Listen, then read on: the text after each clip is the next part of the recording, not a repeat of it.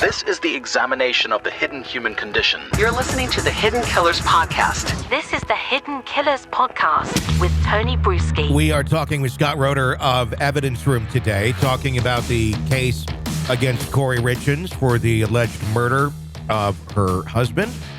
This, of course, is the children's book author, to refresh your memory, if you will. She has filed a civil lawsuit against the estate of her dead husband, seeking what she believes she is owed in a prenuptial agreement, while she is going to be standing trial and she's charged with murdering that very husband.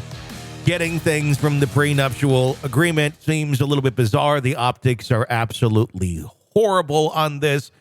Scott, what say you? Well, here's my take on that. I thought about that for a little while today, and I think it's very interesting.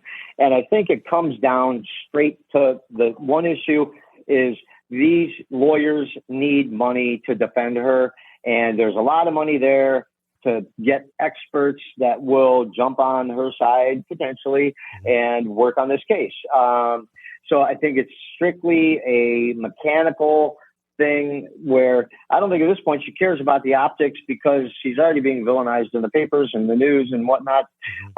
So I don't think you can really hurt that too much. I think that ultimately the lawyers would be successful in keeping that information out of her criminal trial because it's an unrelated thing. She is a wife. She is due whatever she's due. I'm sure she's due something. As a wife, I don't know if murdering your husband automatically bars you from collecting that, but certainly she's innocent until proven guilty. She is a widow. They were married.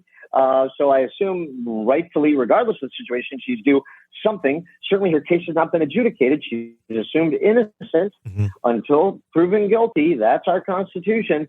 So I don't think that her prosecution will stand in the way of her collecting some money, and then that money would then go to fuel her defense. I think ultimately she'll be successful in getting some money from the estate, probably not exactly what she's asking for, but they'll give her some money, and I think that money will be used for her defense, and I think that's probably what will happen regardless of the optics.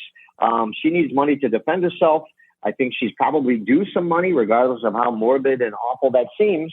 But I don't think that her pending charges can be held against her because you're assumed innocent. And you also are allowed to fund your own defense. But how often in a death case do you get alimony? I mean, that's designed for a marriage that comes to an end. This obviously came to an end, but it wasn't where he moved off to an apartment. Assets, didn't they? Well, he had moved a lot of assets. He had moved a lot of assets out of her name, so she couldn't get to them, so she couldn't touch them, because it appears that maybe he was starting to think about getting divorced. He had met with an attorney and such. So there were things of his that he had taken and moved. I think she's arguing for the home that they shared. But I don't know. I mean, would not all of that be up in the air and be not necessarily something that she just automatically gets, especially if she committed the murder? I mean, I know she's innocent until proven guilty, but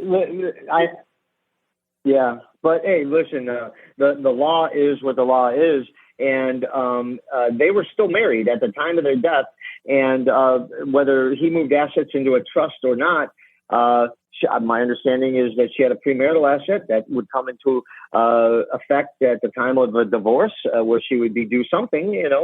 Listen, when you're married and you get divorced, most states divide those assets regardless of the pre-existing circumstances evenly. And he's now dead. She would be the sole survivor and surviving spouse. So I certainly think that she has a claim, and if she's found not guilty, she probably gets all of the assets to some degree. But I understand she had a premarital agreement. I don't know. I'm not a lawyer or know how to interpret that to any degree of, sophistication. But I think from a common sense standpoint, because they can't be held against her, what's going on now, because she's still innocent, that she's going to get some money. I've never seen it happen like this before. I don't think I've ever seen a case where somebody is accused of killing their spouse and then tries to seize the estate assets for the defense. It's the first for me to hear about this. So I'd be curious to hear what the judges and all these people say. This is where good lawyering comes in, and trying to use the letters of the law in their benefit and favor. And, like I said, man, as gross and gory as it sounds, we don't know. She's not convicted yet. So she is due a defense. They were married. I think that she will probably get some assets for her defense. It's just, but we'll see. This is the Hidden Killers Podcast. Want more? Start binging on all of our true crime podcasts right now through Apple Podcasts, and get an ad-free experience when you sign up to be a True Crime Today Premium Plus member, exclusively on Apple Podcasts. More of the Hidden Killers Podcast, dropping soon. Press subscribe now.